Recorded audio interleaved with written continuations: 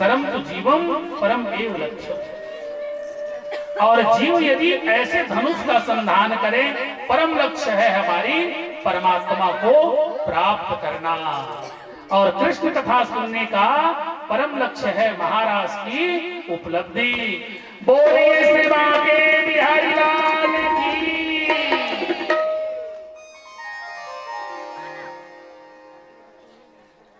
कृष्णचंद्र जी महाराज जी की कथा बड़े विचित्र है। जन्म कहाँ लेते हैं? मथुरा में। मथुरा में जन्म लेते हैं और किनके पुत्र हैं? तो माता देवकी और वसुदेव जी। पैदा किसने किया? देवकी और वसुदेव जी। देवकी और वसुदेव जी है कौन? एक है त्याग और दूसरी है तपस्या। त्याग कौन है? त्याग है वसुदेव जी। और तपस्या कौन कर रही है? देवकी। अब तो लो अवतार दया निधि, अब तो लो अवतार, अब तो लो अवतार दया निधि, अब तो लो अवतार।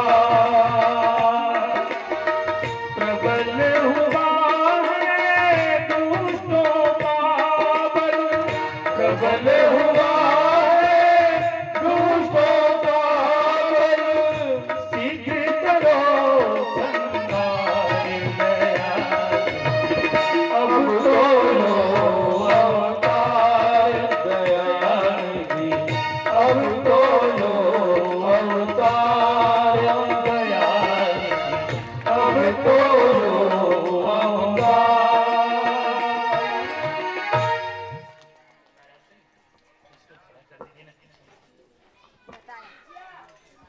कितने वर्ष तक तपस्या करी? देवकी जी ने 11 वर्ष। कितने वर्ष? 11 वर्ष तक वो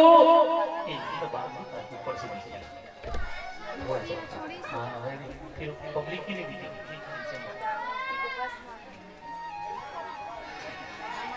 11 वर्ष तक वो रोती रही, तपस्या करती रही। 11 वर्ष तक उन्होंने प्रतीक्षा करी।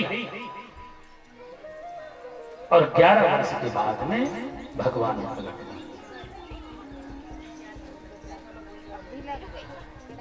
कोई भी व्यक्ति भगवान को पाने के लिए कली काल में भी सामान्य पूजन, सामान्य पद्धतियों से कुछ समय निकाल करके, निश्चित रूप से समय निकाल करके पूजन करे तो भगवान का दर्शन किया जा सकता है।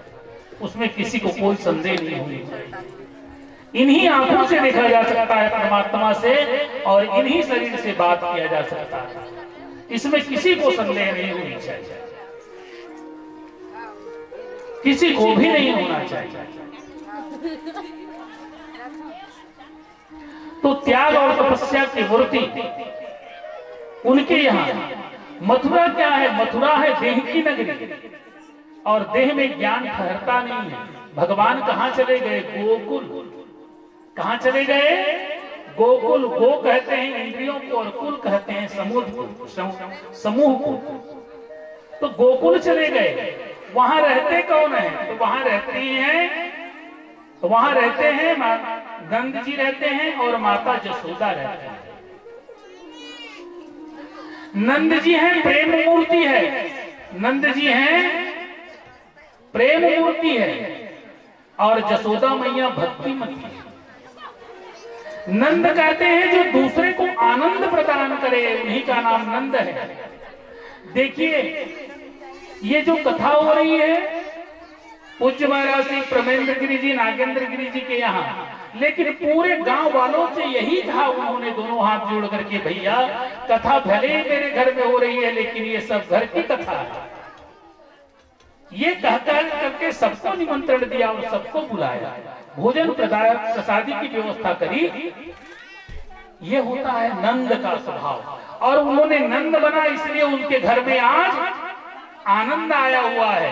बोलिए श्री बांके बिहारी लाल की। तो जो नंद बनेगा उन्हीं के घर में आनंद की उपलब्धि होगी, उन्हीं के घर में आनंद होगा। जसोदा बन गई। और जब भगवान श्री बांके बिहारी आए तो फिर गोकुल में क्या कहने, यही होने लगा। लल्ला की सुन के मैं आई, जसोदा मैया दे दो बधाई। लल्ला की सुन के मैं आई, जसोदा मैया दे दो बधाई। लल्ला की सुन के मैं आई, जसोदा मैया दे दो बधाई। दे दो बधाई मैया दे दो बधाई, दे दो बधाई मैया दे दो बधाई। लल्ला की सुन के मैं आई, जसोदा मैया दे दो बधाई।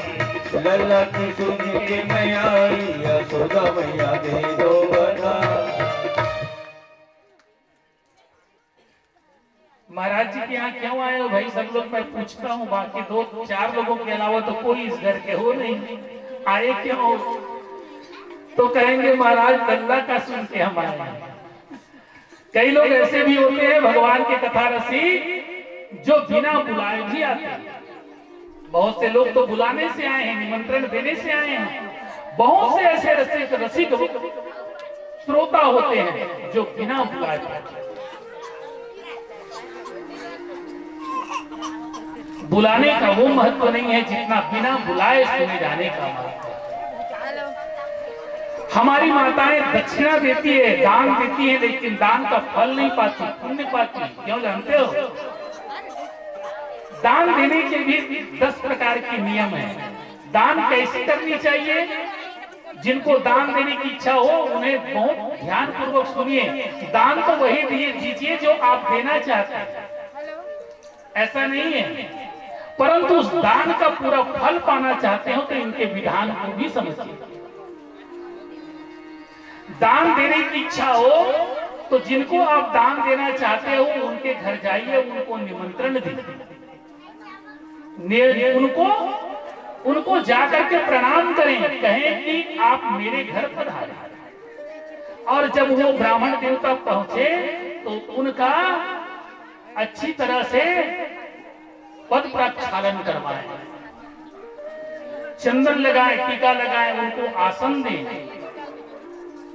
और उनको आराम से बैठाएं, हो सके तो कुछ खिलाएं, उनका पूरा अभिवादन करें।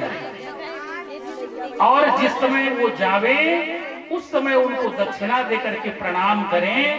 तो ऐसे दक्षिणा देने से 10 प्रकार की इनकी विधियां होती है। जो दान दिया जाता है, उस व्यक्ति को 100 रुपया दिया है तो 100 रुपए का जो शास्त्रों में फल बताया गया है, पूरे के पूरे फल उनको प्राप्त होंगे। वरना आप देते 100 रुपया हो, फल मिलता है 5 रुपए का। तो दान का नियम है, दान देते समय भी नियमों का पालन होना चाहिए। नंद के घर में आज आनंद है, परंतु दूसरी तरफ देखो यही तो है, किसी के यहाँ सुख हो तो किसी के यहाँ दुखी मनाई जा रही है। वो कंस के हाथों से जब से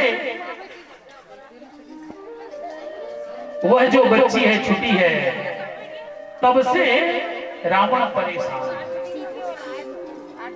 वो देवताओं को ही कहते हैं कि मैंने तो कभी सोचा भी नहीं था कि देवता भी झूठ बोलते हैं।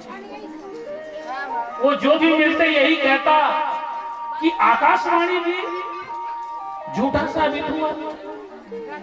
जिनके कारण मैं आकर के अपनी बहन को इतना कष्ट पहुंचाया, वो आकाशवाणी ही गलती है। अब यदि देवता झूठ बोलने लगे तो फिर सामान्य जीवों की क्या कहने? उनको पता था कि मेरी जिस प्रकार से महामाया ने उन्हें संकेत किया कि रे दुष्ट कंस, तेरा मारने वाला कहीं जन्म ले लिया है, तू मुझे क्या मार सकता है। तब से वह कंस, उनको नींद नहीं आ रही है, छटपटा रही है।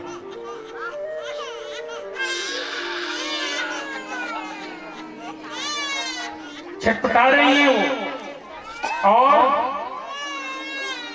एक दिन पूरे मंत्रिमंडल बुलाया, कहने लगे कि क्या बताएं इनको कि मेरी काल ने जन्म ले लिया है, ये बताया गया है, लेकिन अब काल से हमारी रक्षा कैसे हो, कैसे हो, कैसे हो, बचने का कैसे प्रयास करें। तो उनके बहुत से सहायक थे, और ये कंस कौन है जानते हो? कंस कोई और नहीं है, कंस है काल नेमी। कंस कौन है? काल नेमी। और हमारे सबके जीवन में एक काल नेमी, ये काल नेमी क्या है? हमारे पाप किए हुए पाप कर्मों का एक समूह, जो समय आने पर दंड देता है जीवात्मा को।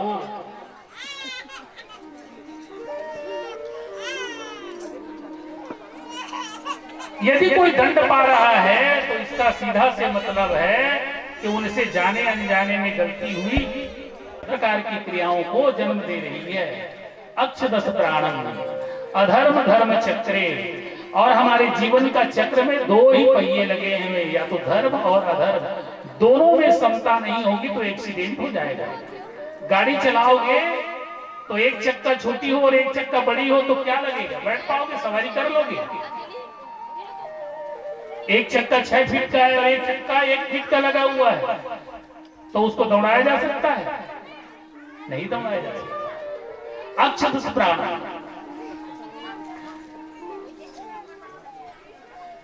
तो इसको जीतने के लिए, परमात्मा को पाने के लिए प्रणव ही पठंती।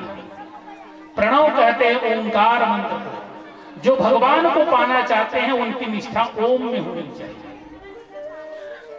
जो भगवान को पाना चाहते हैं निरंकार ब्रह्म को, तो उनकी निष्ठा ओम में होनी चाहिए। धनुर्हि तस्य पठो पठन्ति सरम तु लक्ष्यम परम एव लक्ष्यम। सरम तु जीवम परम एव लक्ष्यम। और जीव यदि ऐसे धनुष का संधान करे, परम लक्ष्य है हमारी परमात्मा को प्राप्त करना। और कृष्ण कथा सुनने का परम लक्ष्य है महाराज की उपलब्धि। बोलिए श्री बांके बिहारी लाल की।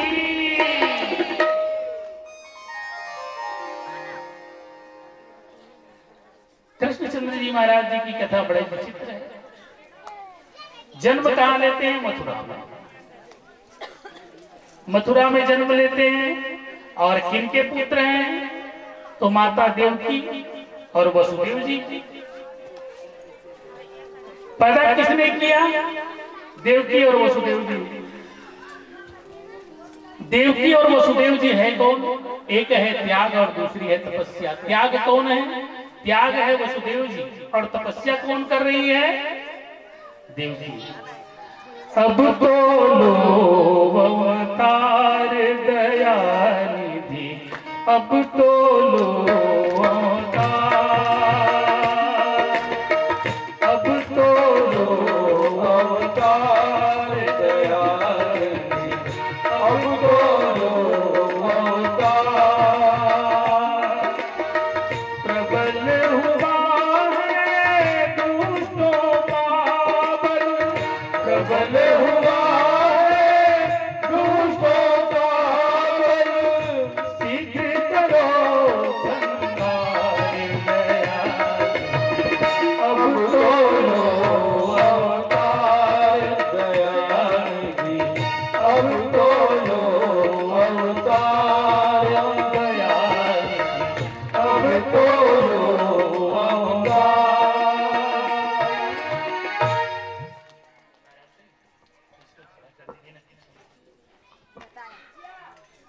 कितने वर्ष तक तपस्या करी? देवकी जी ने 11 वर्ष। कितने वर्ष? 11 वर्ष तक वो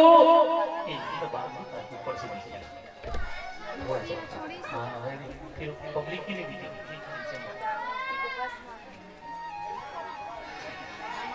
11 वर्ष तक वो रोती रही, तपस्या करती रही। 11 वर्ष तक उन्होंने प्रतीक्षा करी।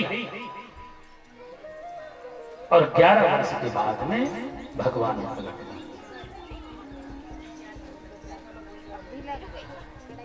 कोई भी व्यक्ति भगवान को पाने के लिए कली काल में भी सामान्य पूजन, सामान्य पद्धतियों से कुछ समय निकाल करके, निश्चित रूप से समय निकाल करके पूजन करें तो भगवान का दर्शन किया जा सकता है।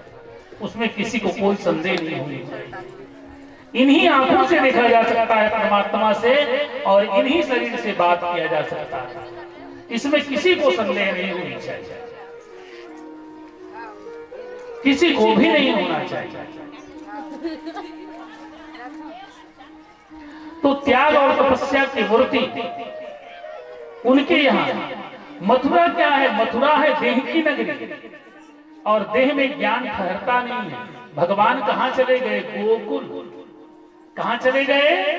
गोकुल। गो कहते हैं इंद्रियों को, और कुल कहते हैं समूह को। तो गोकुल चले गए। वहां रहते कौन है? तो वहां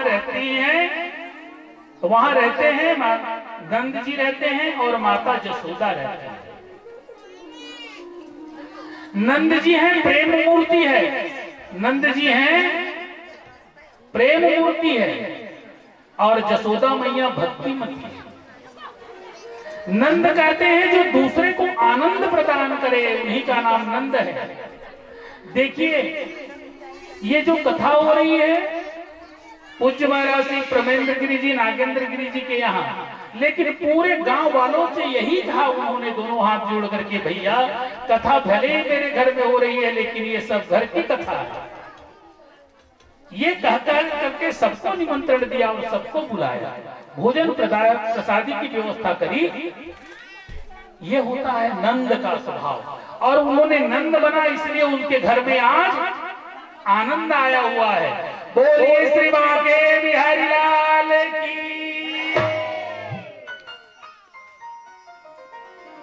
तो जो नंद बनेगा उन्हीं के घर में आनंद की उपलब्धि होगी, उन्हीं के घर में आनंद होगा। जसोदा बन गई। और जब भगवान श्री बांके बिहारी आए तो फिर गोकुल में क्या कहने, यही होने लगा। लल्ला की सुन के मैं आई, जसोदा मैया दे दो बधाई।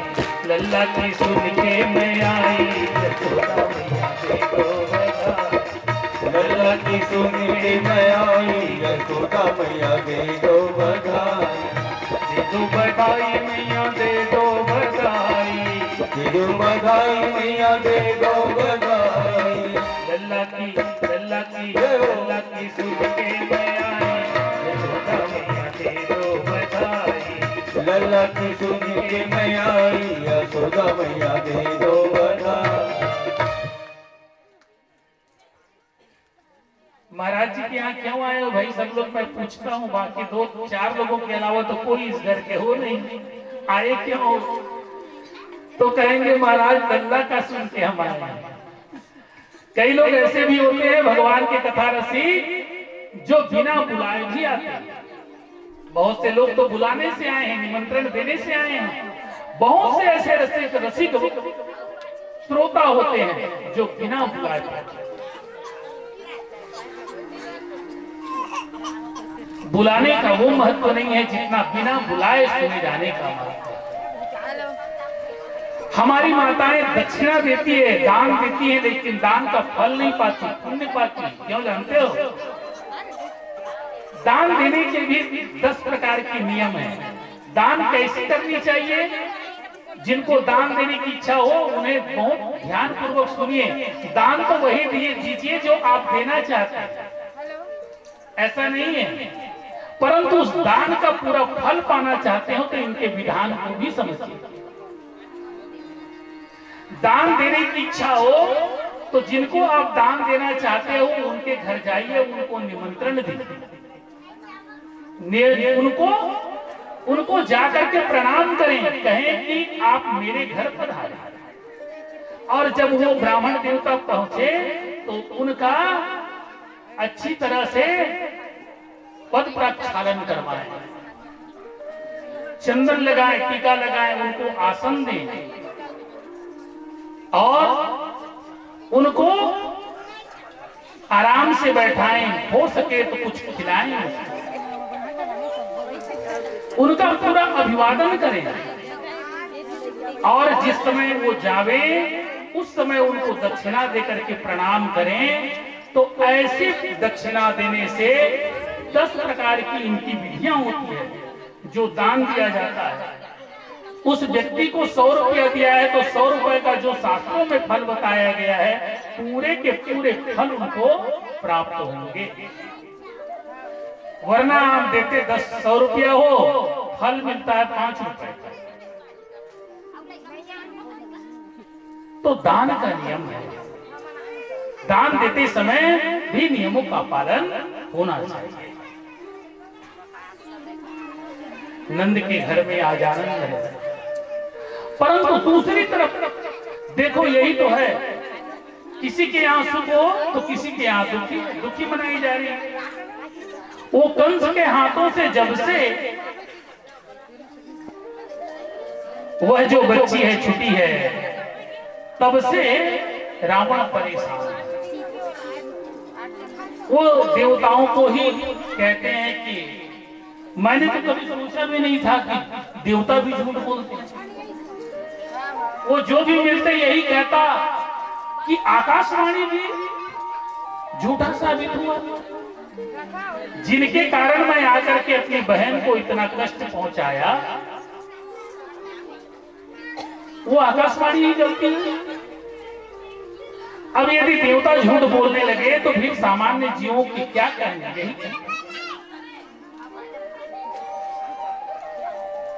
उनको पता था कि मेरी जिस प्रकार से महामाया ने उन्हें संकेत किया कि रे दुष्ट कंस, तेरा मारने वाला कहीं जन्म ले लिया है, तू मुझे क्या मार सकता है।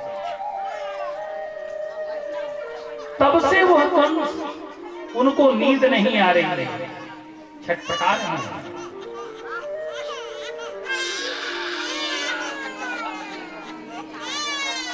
छटपटा रही है वो। और एक दिन पूरे मंत्रिमंडल बुलाया, कहने लगे कि क्या बताएं इनको कि मेरी काल ने जन्म ले लिया है, ये बताया गया है, लेकिन अब काल से हमारी रक्षा कैसे हो, कैसे हो, कैसे हो, बचने का कैसे प्रयास करें। तो उनके बहुत से सहायक थे। और ये कंस कौन है जानते हो? कंस कोई और नहीं है, कंस है काल नेमी। कंस कौन है? काल नेमी। और हमारे सबके जीवन में एक काल नेमी। ये काल नेमी क्या है? हमारे पाप किए हुए पाप कर्मों का एक समूह जो समय आने पर दंड देता है जीवात्मा को।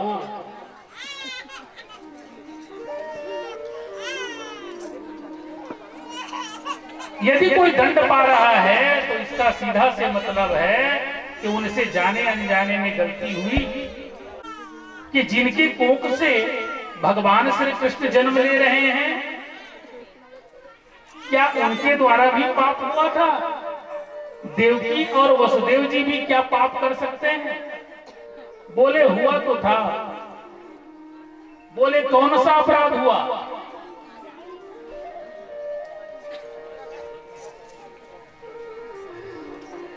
कौन सा अपराध हुआ? तो बताइए। जीवन में हमारे अपने अपराध नहीं है, लेकिन अनजाने में किया हुआ अपराध है। देवकी और वसुदेव जी, देवकी और वसुदेव जी ने कौन सा अपराध किया? देवकी और वसुदेव, कष्ट आने वाला था वो भी मिट गया, लेकिन वसुदेव जी और देवकी के जीवन में कोई पाप नहीं था। केवल इतनी ही भूल हुई कि वो कंस के रथ में बैठ गए। यदि उनके कंस के रथ में अगर नहीं बैठते तो देवकी को इतनी पीड़ा नहीं सहनी पड़ती। तो हमें ये जीवन में सोच लेना चाहिए कि हमें किनके साथ, कौन हमारा आदर्श हो, उनके साथ हमें चलना होगा।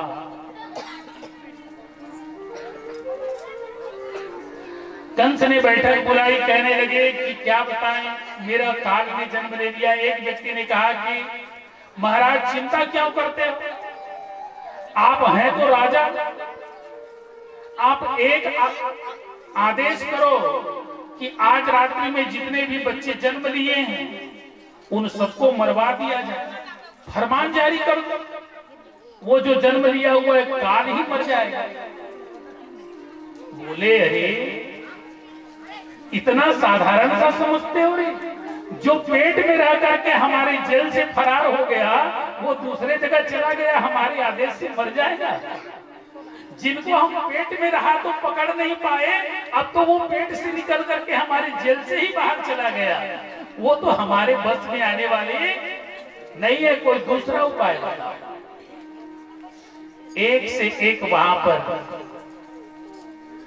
जितने भी राक्षस रहे कहने लगे, कोई कहता कि मैं मार दूंगा, कोई कहता मैं मार दूंगा। इसी समय में पूतना आई और पूतना सज संवर करके कहने लगे कि महाराज मेरे रहते चिंता मत करो। बोले तुम पर कैसे भरोसा करें, मुझ पर भरोसा आप कर सकती हो। कारण मुझ पर आप भरोसा कर सकते हैं। क्यों? क्योंकि मैं स्त्री जाति का हूं और बच्चा आज ही रात को जन्म लिया है, तो निश्चित तौर पे वो गली में तो खेल नहीं रहा होगा। यदि वो गली में नहीं खेल रहा होगा तो कहां होगा? तो मान के चलो कि आज प्रथम दिवस है तो वो प्रसूता गृह में ही होगी, जहां पर जिस मां ने बच्चे को जन्म दी है। तो उस घर से तो वो 6 दिन तक निकल भी नहीं सकती जब तक छठी ना हो जाए। तो इसलिए मैं उसे मार सकती हूं, मैं क्योंकि स्त्री जाति का हूं। और इस तरह से फिर वह जो है, जो पूतना है, बन ठन करके फिर वहां से प्रणाम करके कंस को आगे निकले।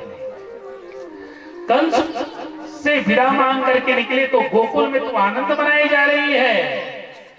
जुग जुग जिए तोरे ललना जसोदा मैया, जुग जुग जिए तोरे ललना यशोदा मैया, जुग जुग जिए तोरे ललना जसोदा मैया, जुग जुग जिए तोरे ललना यशोदा मैया, जुग जुग जिए तोरे ललना जसोदा मैया, जुग जुग जिए तोरे ललना यशोदा मैया, जुग जुग जिए तोरे ललना यशोदा मैया, जुग जुग जिए तोरे ललना यशोदा मैया, जुग जुग जिए तोरे ललना यशोदा मैया, जुग जुग जिए तोरे ललना जसोदा मैया, जुग जुग जिए तोरे ललना यशोदा मैया, जुग जुग जिए तोरे ललना यशोदा मैया, जुग जुग जिए। वह जो सज धर के जा रही थी, लेकिन ये शहर से आई थी। गांव वाले चाहे कितनों भी सज, शहर वाले आए तो गांव वाले चाहे कितनों भी पहुंचे। और गांव में देखो तो संकोच की भावनाएं होती है माताओं में। शहर से कोई आ जाए ना तो अभी थोड़ा, वो जैसे ही उतना बन करके आई, क्योंकि कंस क्या है, मथुरा क्या है, शहर है, और गोकुल क्या है, गांव है। वो जैसे ही बन ठन करके आई तो वहां की जितने भी ग्वालिनें थी वो किनारे पड़ गई। और वो शहर वाले थोड़े से चंचल स्वभाव के होते हैं, और चंचल स्वभाव में अगर ना पार्टी में खाना खाने जाओ तो पता चलेगा, वो किसी को नहीं देखते अपना। और देहात से हम लोग जा रहे थे तो उनको देखते रहते हैं, भैया जब तक नहीं कहेगा तब तक अपन खा नहीं सकते यार। और वो लोग आएंगे अपना इसको पकड़े चम्मच में, उनको पकड़े अपना खा पी के अपना चलो हमारा काम हो गया। और हम यहाँ नंबर लगाए खड़े कि कब घर वाले कहे तो हम भोजन पाए। और वो अपना खा लिया, पी लिया, मस्त पान दबाया और निकल लिया। इतनी व्यस्तता है कि किसी को पानी पिलाओ, किसी को नाश्ता दो। इतने दिनों के बाद में पुत्र हुआ है। कितनी साल की थी जसोदा मैया जब बच्ची पैदा हुई? तो 88 साल की है, 88 साल।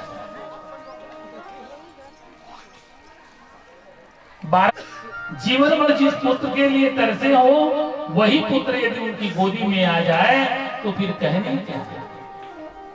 जसोदा मैया कोई नाराज ना हो जाए, सबका मान कर रही है।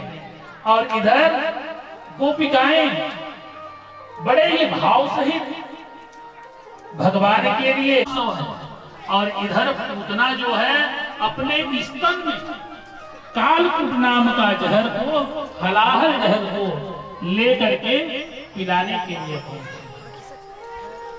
परंतु भगवान तो ज्ञान मूर्ति है। भगवान वेद व्यास जी ने कहा कि जब उन्होंने गोकुल की गोपिकाओं के यहाँ मक्खन दूध मक्खन खूब है, तो हमें लगा हम तो दूध मक्खन खूब खाने को मिलेगा यह सोच करके आए थे। और अभी हमने अपनी माँ के भी स्तन से दूध नहीं पिया है और जहर पीने की बारी आ गई। अभी हमने माँ के तन से दूध भी नहीं पी पाए हैं और ये जहर पिलाने आ गए। तो मानो भगवान देवाधिदेव महादेव जी से कह रहे हो ध्यान में कि प्रभु आपको बड़ा प्रैक्टिस है हलाहल जहर को पीने का, क्योंकि देवताओं ने जब मंथन करके दिया था तो आप बड़े पी गए थे और हमें तो पता नहीं है, हमें जहर पीना तो आता ही नहीं है, हम तो माखन खाने वाले हैं। तो मानो भगवान शिव से गुहार लगा रहे हैं कि प्रभु ये हलाहल तो आप ही पान करो, हम तो केवल दूध पिएंगे।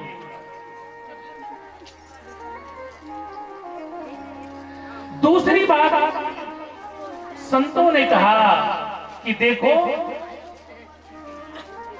ये जो पूतना आई थी ना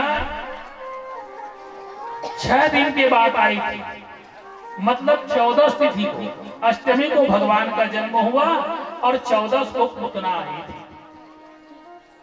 6 दिन के बाद, 6 दिन में क्या होता है, ये पूतना है वासना का स्वरूप। वासना में क्या होता है, काम, क्रोध, मद, लोभ, मोह और मत्सर, ये 6 प्रकार के अवगुणों को लेकर के पूतना भगवान को मारने के लिए आई थी।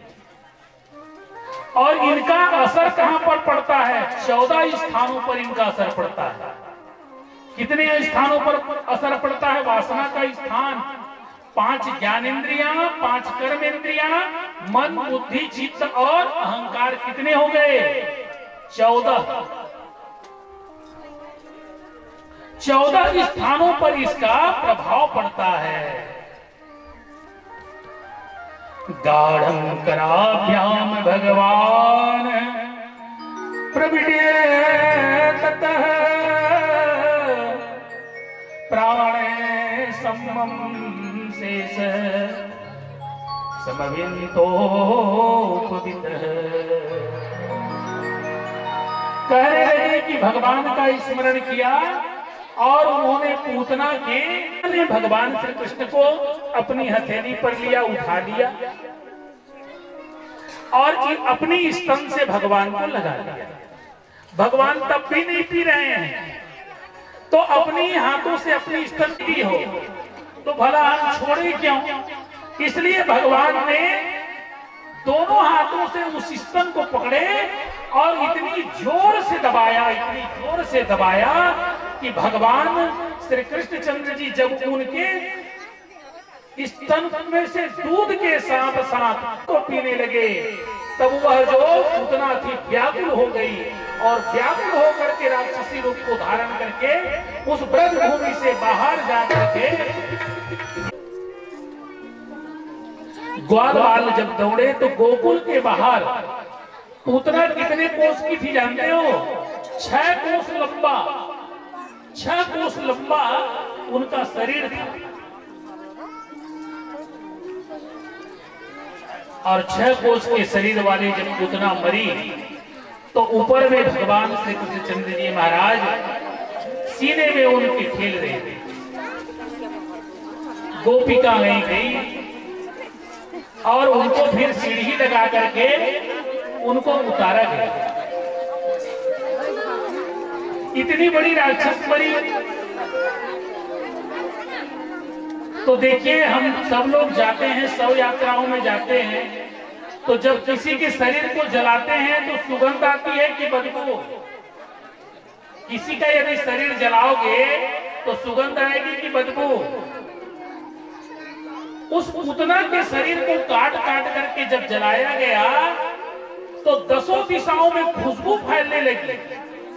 महात्माओं ने कहा ये तो राक्षसी थी, ये तो राक्षसी थी, परंतु इसके शरीर से खुशबू कैसे आ रही है? महात्माओं ने कहा कि हमारे शरीर में चाहे कितने भी वासना भरा हुआ हो, लेकिन जो एक बार कृष्ण का स्पर्श पड़ जाता है वह जीवात्मा पवित्र हो जाता है और उनका जीवन धन्य हो जाता है। वह समाज में उनका जो चरित्र है खुशबू की तरफ फैलने लगती है। इसलिए जो पूतना जो थी उनके शरीर से सुगंधी फैलने लगी। बोलिए श्री बांके बिहारी लाल की।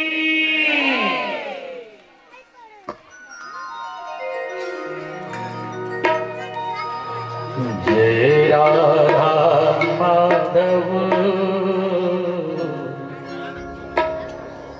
जय कुंज बिहारी,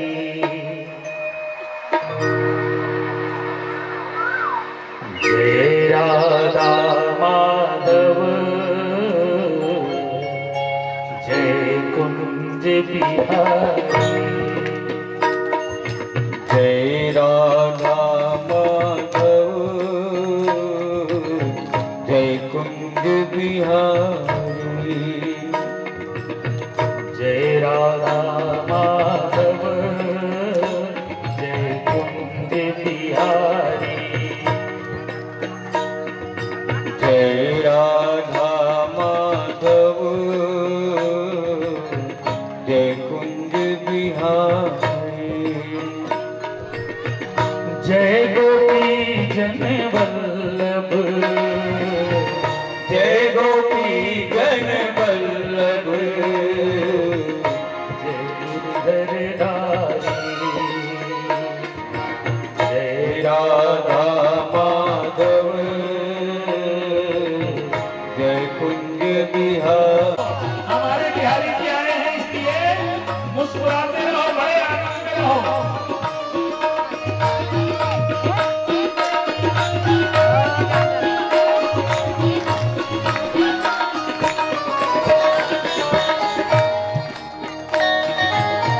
हे जगवंदन मुनि मनरंजन, हे जगवंदन मुनि मनरंजन, हे जगवंदन मुनि मनरंजन, हे जगवंदन मुनि मनरंजन, हे जगवंदन मुनि मनरंजन, हे जगवंदन मुनि मनरंजन, जय कान्हा बनचारी, जय कान्हा बनचारी, जय राधा माधव, जय कुंज बिहारी, जय राधा माधव, जय कुंज बिहारी, जय गोपी जन वल्लभ, जय राधा माधव, जय कुंज बिहारी, जय राधा माधव, जय कुंज बिहारी।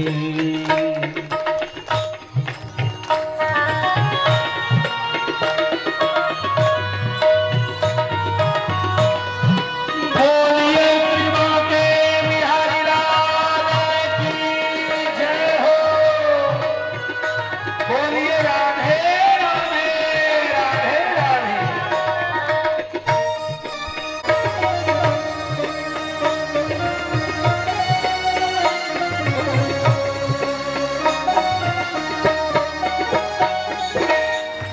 हे जगवंदन मुनि मनरंजन।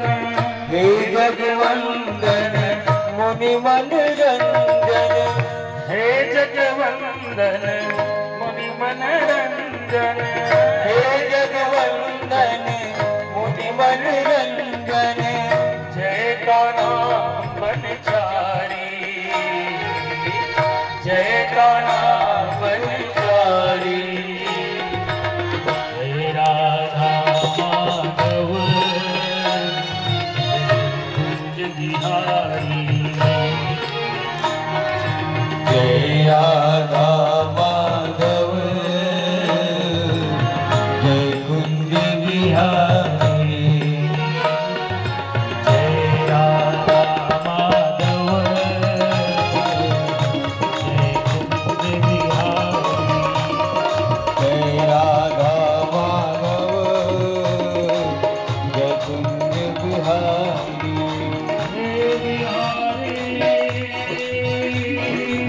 जय राधा माधव जय कुंज बिहारी।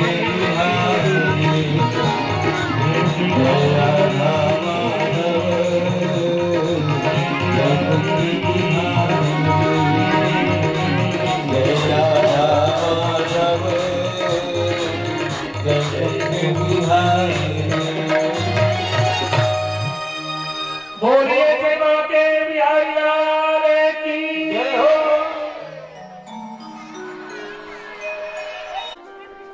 और एक दिन क्या हुआ, भगवान 3 महीने के हुए, 90 दिन हुए थे। थोड़ा सा 3 महीने का बच्चा थोड़ा सा अलथी कलथी करे लल थे। भगवान थोड़ा सा पलटी मारे, नंद बाबा को बुला लिए। बोले नंद जी इधर आओ। बोले क्या है? आज कन्हैया ने पलटी मार दी। आज कन्हैया ने पलटी मारी है, इसलिए तो क्या करें, पलटी मार दी तो अरे हमारे बच्चे ने आज पहली बार पलटी मारी है, उत्सव होना चाहिए और उत्सव होना चाहिए। बोले ठीक है, जब आप कहती हो तो कोई बात नहीं है, अब तो उत्सव मनाना ही चाहिए। उन्होंने नंद बाबा ने गोपों से कहा कि भैया आज हमारे घर में आइयो, हमारे घर में तरह तरह के व्यंजन बनेंगे। रसगुल्ला है, पूड़ी है, मालपुआ है, हलवा है, सब बनेंगे। सब लोग फिर से उत्सव मनाएंगे। बोले बाबा बार बार घर में हो गया, एक बार करें क्या, थोड़ा सा पिकनिक का कार्यक्रम बनाओ ना। बोले अब तो घर में रह के बहुत बात हो गया, थोड़ा सा पिकनिक मनाते हैं। बोले कैसे पिकनिक मनाए? बोले आप तो जंगल में ही मंगल मना लेते हैं बाबा, अब क्या करें, जंगल में मनाना है। इसलिए भगवान कन्हैया को लेकर के सब लोग कहां चले गए? थोड़ा सा घर से बाहर पेड़ के नीचे में। अब वहां कोई कमरा तो है नहीं है कि भगवान को सुला दें। इसलिए क्या किया भगवान को सुलाने के लिए कि जिसमें दूध दही मक्खन लेकर के गए थे, जिस गाड़ी में, उसी गाड़ी के नीचे भगवान को सुला दिया। और जितने भी ग्वाल बाल सखाए हैं उन सबको प्रसाद देने लगे। और इधर एक जो राक्षस जो था सक्तासुर, वो आकर के सोचने लगे कि ये भगवान, ये हो न हो हमारे राजा के ये शत्रु हो सकते हैं, क्योंकि इनका भी जन्म उसी दिन हुआ है जिस दिन राजमहल से हमारे कंस का काल भगा। तो एक काम करता हूं, ये बच्चा गाड़ी के नीचे सो रहा है, तो इस गाड़ी को ही राक्ष का पुत्र वर्त बवंडर बन करके, जैसे गर्मी के दिन में चलता है चक्रवात, वैसे इतना विशाल चक्रवात आया, बवंडर आया कि चारों तरफ गोकुल में तूफान ही तूफान मच गया। और वह तृणावर्त भगवान को लेकर के आकाश में उड़ गया। और आकाश में जैसे ही उड़े तो भगवान ने उस तृणावर्त का गर्दन पकड़ लिया और गर्दन पकड़ करके भगवान ने गोलों से दे मारा और उनका भी श्री गणेशाय नमः हो गया, उनका भी गोलोक धाम गमन हो गया। दोनों ही परिस्थितियों में गोपिकाएं बाहर में गई, भगवान श्री कृष्ण को लाए, वहां से लेकर के आए, उनको अनेक प्रकार से झाड़ फूंक करने लगे। एक बात याद रखें सभी हमारी माताएं, यदि बच्चों को नजर लग जाती है तो किसी और के पास में जाओ ना जाओ, यदि आपके घर में गाय है तो किसी के यहां जाने की जरूरत नहीं है। यदि आपके घर में गाय है तो गाय के पूंछ से बच्चे को 7 बार झाड़ दो। अगर वो नजर लगी होगी तो निश्चित तौर पे उतर जाएगा, क्योंकि गाय के पूंछ में हनुमान जी का वास है। यद्यपि 33 कोटि देवता गौ माता के शरीर में वास करते हैं, लेकिन पूंछ में किनका वास है? बजरंगबली का वास। और जहां पर बजरंगबली का वास होगा वहां नजर तो लगना नहीं है। नासै रोग हरे सब पीरा, जो सुमरत हनुमत बंदीरा। तो कुछ नहीं करने, उनको लाया गया, पंचगव्य खिलाए गए भगवान को, गोबर से स्नान करवाया गया, दूध से स्नान करवाया गया। कुछ कुछ उपाय हैं जिनको आप सब लोगों को घर में करनी चाहिए। मैं कुछ उपाय बता रहा हूं माताएं, खासतौर पे आप लोग ध्यान रखती हैं, इसलिए आप लोग ध्यान से सुने। यदि आपको आपके घर में भारीपन लगता है कि किसी की नजर लग गई है, कई लोग बोलते हैं कि घर ल बंधवाए लगी है, घर ल बंधवाए लगी है, हमारे घर ल बार बार ककरो नजर लगे थे, अते कते कबाथन पैसा नहीं रुके, फोकट के फोकट आए दिन बीमार पड़ते थे। ऐसे जब कभी भी आपको लगे तो कुछ नहीं करना है, एक काम करना है, गाय का दूध लेके आना है, गाय का दूध लेके आना है और गाय के दूध को लेकर के आकर के जहां पे आप पूजा करते हो, जो भी देवी देवता को मानते हो, मैं ये नहीं कहता कि इनकी पूजा उनकी पूजा, जो देवता आपको सबसे ज्यादा प्रिय लगता है। ये जरूरी नहीं है कि कृष्ण कथा सुनने वाले सभी लोग कृष्ण प्रेमी हैं, कोई राम प्रेमी हो सकते हैं, कोई हनुमान जी के भगत हो सकते हैं, कोई दुर्गा जी के।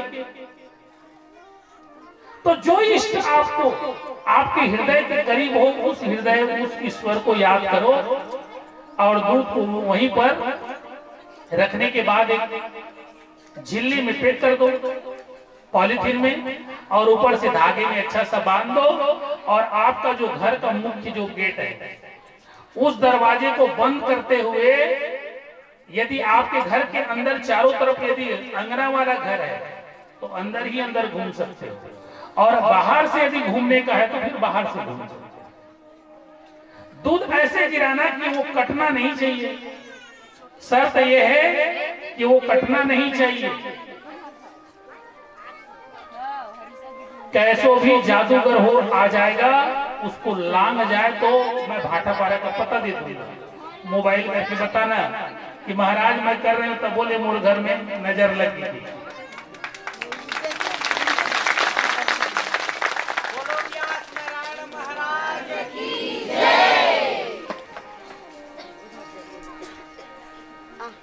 उसको उस घर को लांग नहीं सकता, लांग ही नहीं सकता। उनका मन यदि जैसे ही उनको घर में कुछ करने के लिए होगा तो वो उनके लिए अग्नि रूप हो जाएगा। लांगने का प्रयास करेगा तो उनका जितना भी सीखा हुआ मंत्र तंत्र है वो सब जल के भस्म हो जाएगा, लांग ही नहीं सकते। जिनको लगता है कि बहुत नजर लगी हुई है, कुछ ठीक ही नहीं हो रहा है, मैं शारीरिक बीमारी की बात नहीं करता, लेकिन यदि किसी के द्वारा नकारात्मक ऊर्जा बन जाती है, कई बार ऐसी बात नहीं है कि नजर हमेशा किसी की नजर लग जाए, अपने बच्चे की नजर, माँ का भी नजर बच्चे को लग जाती है, ऐसी कहीं कोई बात थोड़ी है। इसीलिए हमारी माताएं जब भी दूध पिलाती हैं तो बच्चे को ढक के पिलाती हैं। इसका मतलब ये नहीं है कि नजर लग जाए तो सामने वाला जिन के तो इसने वो इसना कोई नहीं है। नजर तो है लग गया, नजर में बहुत ऊर्जा है, आंख में इतनी ऊर्जा है, इतनी ऊर्जा है कि आप किसी को नजर भर के देखो, सामने वाला यदि ऊर्जा आपकी नहीं संभाल पाएगा तो वो आंख झुका देगा, नहीं देख पाएगा। आंख की रोशनी को कोई सहन नहीं कर सकता, इतनी इसकी तेज है। तो ऐसे लोगों को जो ज्यादा देर तक बीमार रहते हैं तो, और यदि बाहरी हवा की यदि आपको है तो कुछ नहीं करना है। जिस पानी से आप, तो लोग तालाब में तो नहाते कम है, सब लोग तो नहाने वाले घर में ही है, और वो तालाब जाता भी हो तो एक दिन वो कम से कम घर में नहाए। घर में क्या करना है, गंगा जल थोड़ा सा डाल लो और 4 बूंद दूध का, उसके बाद उसे स्नान करवा दो। कैसो भी बाहरी उनको यदि हवा लगी हुई हो तो उसे उतरना ही पड़ेगा। इन उपायों को करके देखते, तो भगवान को वैसे ही किया गया।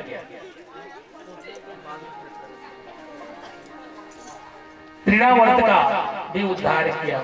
लगभग साल भर निकलने को हो गया परंतु भगवान का नामकरण नहीं हुआ है। तब एक दिन गर्गः पुरोहितो राजन यदुनाम सुमहातप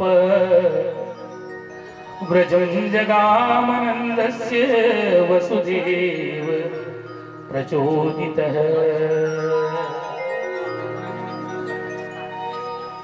नंद बाबा के यहाँ कोई ऐसे आचार्य नहीं है कि जो नामकरण कर सके। तो वहां पर वसुदेव जी ने कहा कि गुरुदेव हमारे 2 पुत्र वही हैं और आप हमारे कुल पुरोहित हो, तो किसी न किसी बहाने यदि आप नंदग्राम चले जाते, गोकुल चले जाते, तो आप उनका नामकरण कराते। तो फिर नामकरण करने के लिए वहां पर गर्गाचार्य को भेजा गया। गर्गाचार्य जी आए, नंद बाबा ने बहुत ही उनका स्वागत किया कि कहने लगे कि ब्राह्मण देव आप हमारे घर पधारे हैं, आपके आने से हमारा घर पवित्र हो गया और गुरुदेव आप सही समय पर आए हो, क्योंकि अभी तक के हमारे बच्चे का नामकरण हो जाना चाहिए था परंतु हमारे बच्चे का अभी तक नामकरण नहीं हुआ है। इसलिए एक काम करें कि आप हमारे बच्चे का नामकरण कर देते। तो उन्होंने कहा कि देखो नंद जी, मैं आपके बच्चे का नामकरण तो कर दूं परंतु कंस की नियत अच्छी नहीं है। कंस हमेशा मुझ पर नजर डाले हुए हैं। मुझ पर क्यों? क्योंकि मैं आचार्य किसका हूं? वसुदेव जी का, और उनका पुत्र गुम गया है ऐसा उनको लगता है। और यदि कहीं मैंने आपके बच्चे का अगर नामकरण कर दिया तो वो कंस है तुम्हारे ही बच्चे को मार डालेंगे। तो इसलिए मैं तुम्हारे बच्चे का नामकरण करूंगा, लेकिन जैसे तुम आए दिन उत्सव मनाते हो वैसे उत्सव मनाना नहीं है, बिल्कुल उत्सव नहीं मनाओगे। तो क्या करें? बोले उत्सव नहीं मनाना है, एक काम करो, चलो गौशाला में। और गौशाला, क्योंकि नंद बाबा के यहाँ कितनी गायें थी? 9 लाख से अधिक गायें थी। और नंद किसको कहा जाता था उस समय? जिनके पास 9 लाख से अधिक गायें हो उनको नंद की उपाधि दी जाती थी। नंद नाम नहीं है, नंद उपाधि है। जिस प्रकार से छत्तीसगढ़ शासन में जो मुख्य पद पर बैठता है उसे मुख्यमंत्री कहते हैं, तो मुख्यमंत्री नाम थोड़े होकर नाम दूसर है। पहले दूसरा बैठे जिसे आज दूसरा बैठे, लेकिन नाम दूसरे है, वो कहलावत का है मुख्यमंत्री। तो इसी प्रकार से नंद जी हैं, उनके पास 9 लाख से अधिक गायें हैं। और वहां गोकुल में जितने भी लोग ग्वाले थे वो सबके सब नंद के ही गायों को चराने वाले थे। जैसे गांव में पहले दौटिया हुआ तो गांव भर के आदमी एक पूरा गांव भर की जमीन को उकरे। बता दिया करो बेटा, इसमें सामान लगा रहा।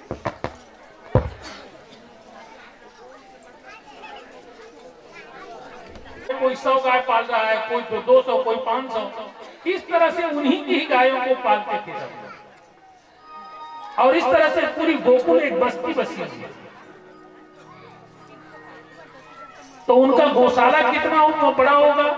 अरे 5-10 टन गाय के रखैया के गौशाला तो बहुत लंबा होता, तो वहां तो 9 लाख गाय वाला गौशाला है। वहां चुपचाप चले गए और वहीं पर जाकर के गर्गाचार्य जी ने, ज्योतिषाचार्य थे गर्गाचार्य, ज्योतिष के शास्त्र के परम ज्ञाता। ज्योतिषाचार्य लोग जो होते हैं भूत भविष्य और वर्तमान तीनों काल को जान जाते हैं। आप अपनी जन्म कुंडली दीजिए, तो हमारे यहाँ तरुण महाराज जी आए हुए, ये देखो बड़ा पोस्टर लगा हुआ है। अगर किसी को यदि अपनी कुंडली में दिखाना हो तो हमारे आचार्य जी महाराज यहाँ बैठते हैं, उनको बता देना। अगर ककरो बेटी की बिहाव नहीं हुआ तो ककरो बेटा की बिहाव नहीं हुआ तो शादी हुई, बहुत दिन हो गए बच्चा नहीं हुआ थी, क्या कारण है? घर में आए दिन उपद्रव होते, जनाना हुई, तो महाराज जी पूछ सकता, वो बता दी, वो ज्योतिषाचार्य। तो ज्योतिष विद्या के माध्यम से गर्गाचार्य ने नामकरण किया। अयम ही रोहिणियो पुत्रो रमयन सुहृदयो गुणय। कहने लगा कि जो रोहिणी के जो गर्भ से जो पैदा हुआ है ना, उनके पुत्र का नाम होगा राम। क्या होगा नाम उसका? राम। लेकिन उसमें बल की अधिकता होने के कारण उसे क्या कहा जाएगा? बलराम। बोलिए बलराम भगवान की। बल की अधिकता के कारण उनका नाम होगा बलराम। और कभी कभी अन्य लोगों के साथ यदि कुछ अनहोनी बातें बन जाए तो फिर यही जो बलराम है संधि भी कराएगा। दूसरे जो पुत्र को देख करके भगवान श्री कृष्णचंद्र जी को देख करके कहा कि अरे अरे अरे, ये तो लगता है कि यह जो बालक है प्रत्येक युग में धर्म की रक्षा के लिए उतार देते हैं। यदा यदा हि धर्मस्य ग्लानिर्भवति भारत अभ्युत्थानम् अधर्मस्य तदात्मानं सृजाम्यहम्।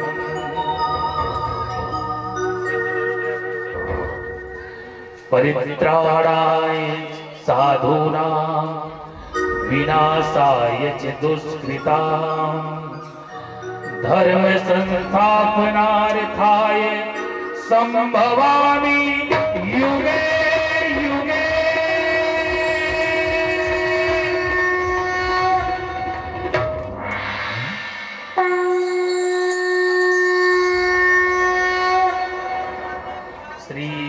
श्रीमद्भागवत की कथा, श्रीमद्भागवत की कथा, श्रीमद्भागवत की कथा, श्रीमद्भागवत की कथा। धर्म संचय आत्म संचय, धर्म संचय आत्म संचय, जीविका दे कथा। श्रीमद्भागवत की कथा, श्रीमद्भागवत की कथा।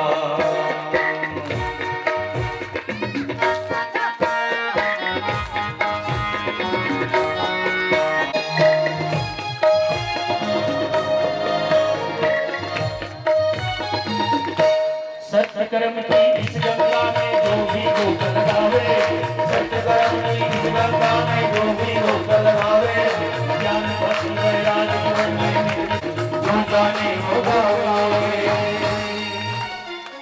श्रीमद्भागवत की कथा,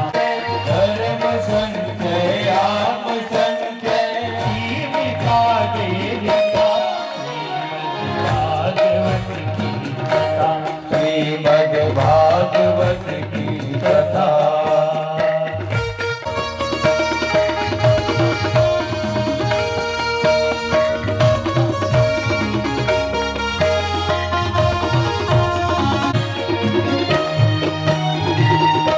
अमर प्रेम श्री राधे कृष्ण की, अमर प्यार की गाथा, अमर प्रेम श्री राधे कृष्ण की।